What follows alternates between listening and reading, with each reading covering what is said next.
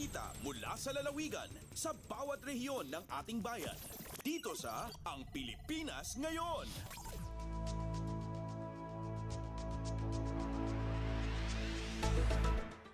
Dumako na tayo sa ating regional news. Unahin natin ang mga balita mula sa rehiyon ng Luzon. Mula sa Dagupan, 8 barangay sa bayan ng Bugalyon, Pangasinan na ikutan na ng lokal na pamahalaan para sa kanilang Barangayan 2024. Ang detalye ng balitang ito mula kay Ruel de Guzman.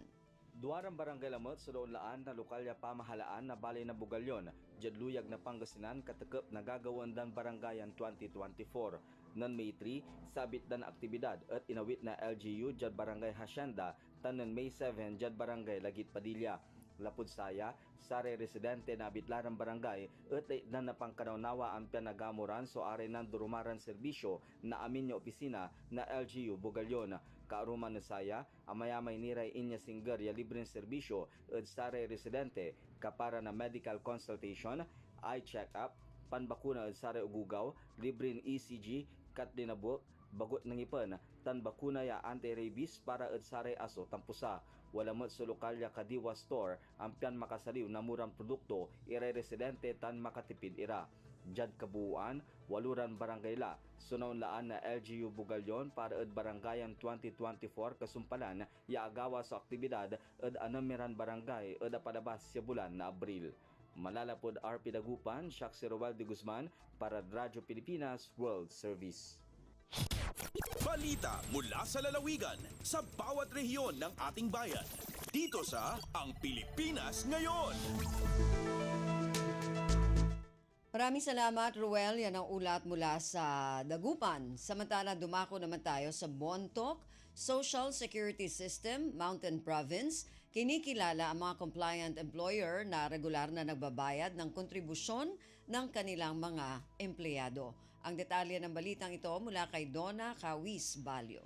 Panang bigbig kadagiti compliant employer ti may sa programa ti Social Security System wenno SSS Mountain Province. Idi na palabas alawas binigbig ti SSS ti Buaging's Bake Shop iti poblasyon Baoco iti regular a panagbayad da iti kontribusyon dagiti empleyado da na ited ti Certificate of Appreciation iti Bake Shop para iti agtultuloy a panangiimplementar iti Social Security Act amang ipanamnama iti proteksyon dagiti empleyado. Sigon ken ni Cesaria Esperanza Buaging Bello iti Buaging's Bake Shop iti regular a panagbayad iti SSS contributions ket panagyaman ken panang subalit iti gaget ken anos dagiti empleyado da. Panawagan ni Bello kadagiti padada nga employers rumbeng a maited ti benepisyo dagiti empleyado kas ti PhilHealth ken SSS contribution ta isu lang ti panang subalit da kadagiti mangan-anos kadakwada tanuawan ket saan da nga makailako. Inalukoy mat ni Bello dagiti empleyado asaan nga adwa-dwa nga agited iti share para iti SSS contribution da tadaytoy ket maysa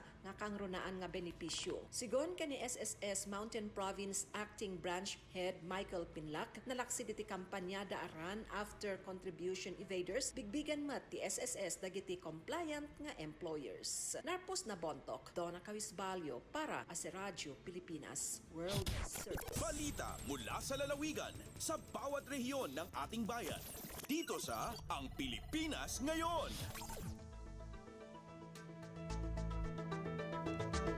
Maraming salamat, Donna. Yan ang ulat mula sa Bontoc. Samantala, dumako naman tayo sa Lucena. Kauna-unahang Farmer Field School sa organikong produksyon ng tilapia inilunsad sa 2 bayan sa Calabar Zone. Ang detalye ng balitang ito mula kay Tom Alvarez. Inilunsad ng DA Agricultural Training Institute Calabarzon ang kauna-unang Farmer Field School o FFS on Organic Inland Aquaculture Production, partikular sa produksyon ng tilapia sa 2 bayan sa riyon. Ayon sa pabalidang ahensya, nilalayo ng 16 na linggong pagsasanay na mahasa ang kaalaman at kasanayan ng mga tilapia grower ukol sa pagpapalaki ng tilapia sa organikong pamamaraan na naayon sa Philippine National Standards. Idinagdag pa ng DA-ATI Calabarzon na ito ay naisakatuparan sa pamamagitan ng paipagtulungan sa Bureau of Fisheries and Aquatic Resources Region 4A at Office of the Provincial Agriculturist ng Laguna at Rizal bilang tugon sa panawagan ng lokal na pamahalaan ng Binangonan at Nagkarlan. Mula sa RP1 Lucena, ito si Tom Alvarez para sa Radyo Pilipinas World Service. Balita mula sa lalawigan sa bawat rehiyon ng ating bayan. Dito sa Ang Pilipinas Ngayon.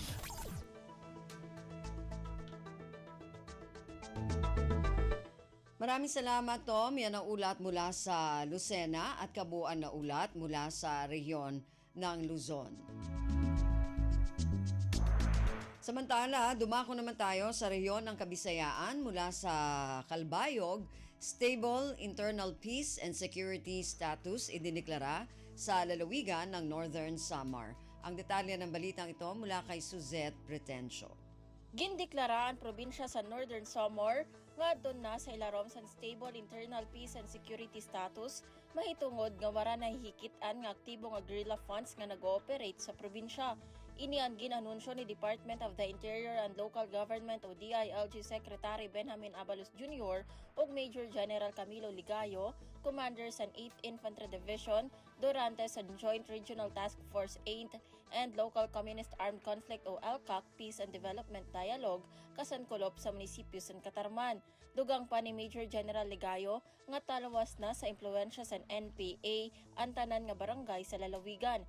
Samtang, ginreport naman ni 803rd Infantry Brigade Commander Brigadier General Efren Morados nga may adanalasan 5 nga NPA vertical units nga nahihibilin sa mga magkadordelain nga front committee units sa Eastern Visayas. Pahayag pa ni Morados, usa na lang ang criteria ang kinahanglan agod madeklara nga insurgency-free ang Northern Samar nga kundiin kinahanglan waray report, sightings o movements ng NPA sa probinsya. Tikang sa Radyo Pilipinas Calbayog, ini si Suzette Pretencio para sa Radyo Pilipinas World Service. Balita mula sa lalawigan sa bawat rehiyon ng ating bayan. Dito sa Ang Pilipinas Ngayon. Maraming salamat, Suzette. Yan ang ulat mula Calbayog at kabuuan na ulat mula sa rehiyon ng Kabisayaan.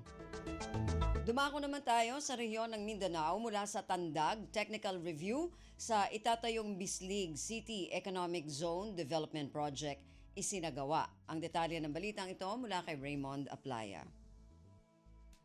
Nagmalampuson ang gipaygayon nga technical scoping review sa giplanuhan nga Bislig City Economic Zone Development Project dito sa syudad sa Bislig. Gitambungan kini sa mga miyembro sa Bislig City Economic Zone Technical Working Group nga gipanguluhan sa ilang chairman nga si Almar Autida. Gawas kanida, anausab ang presensya sa mga miyembro sa review committee gikan sa Environmental Management Bureau o EMB Caraga.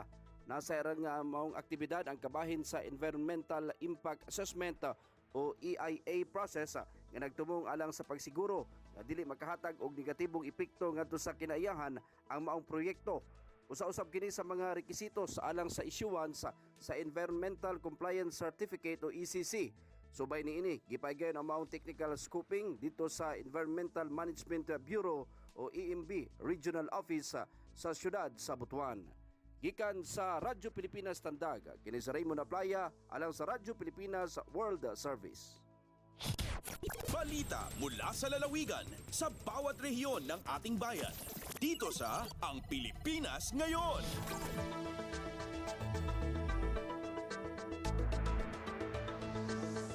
Maraming salamat, Raymond. Yan ang ulat mula sa Tandag. Samantala, dumako naman tayo sa Holo Amnesty Program para sa mga hindi pa nakapag-renew ng registration sa BLTO sinimulan na. Ang detalye ng balitang ito mula kay Fatma Gino. Tiyagnan na sina kahapon adlaw sa Lasa. In pagpapanaw, sina Amnesty Program amin piyang daag sina Ministry of Transportation and Communications sa Bangsamoro Autonomous Region and Muslim Mindanao, Hakatan Regional Iban Provincial Office, sina Bangsamoro Land Transportation Office sa sakupan sina BARM. Inini bilang bahagi isin pagasabo sini kahanggatusang putag 2 tahon anniversary sina Land Transportation Office sa tawa LTO.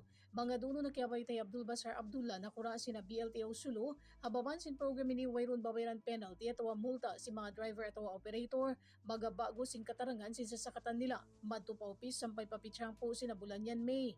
Baksud sina program ini Lawhi Abdullah asupay makatawang nga mga driver at operator kakaanan magbayad si mga patut bayaran na nasabot upis. Habihon Lawhi Abdullah on na mga available OR at official receipts in opisi karihil mapuas magbayad iban habat wayroon na sasaw kapag parakan at pag-usahan nila. Nakauna na nawag-tawag inakula sin BLTO di halupasog dahil pa sinabulan April asupay mataw din makahasil ang mga raayat sinasabot program. Dahil RP Holo ini Fatma Adilicino para Radyo Pilipinas World Service. Balita mula sa lalawigan sa bawat rehiyon ng ating bayan. Dito sa Ang Pilipinas Ngayon. Maraming salamat, Fatma. Yan ang ulat mula sa Hulo at kabuuan na ulat mula sa rehiyon ng Mindanao.